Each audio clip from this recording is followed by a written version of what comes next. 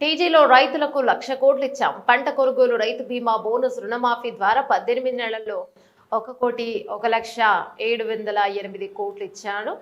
TG Congress party CM Revanth Reddy 1,49,00,000 ఎకరాలకు Rythu Bharosa. TG Congress party CM Revanth Reddy 9 రోజుల్లోగా దాదాపు 9,000 కోట్ల రైతు భరోసా నిధులు. 1,49,00,000 ఎకరాలకు రైతు భరోసా.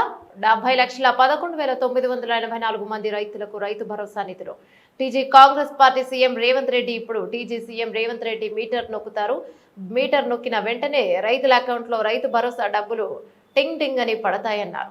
బదిలీ చేయడానికి రోజు ఇక్కడికి వచ్చిన మిత్రులారా, ఇన్ని నెలలల్లా కొనుగోలుతో సహా మొత్తం కలిపితే 1,01,728 కోట్ల రూపాయలు ఖర్చు పెట్టిన రాష్ట్రం తెలంగాణ రాష్ట్రం. ధైర్యంగా పైసకు లెక్క చెప్తా రేపు అసెంబ్లీలో.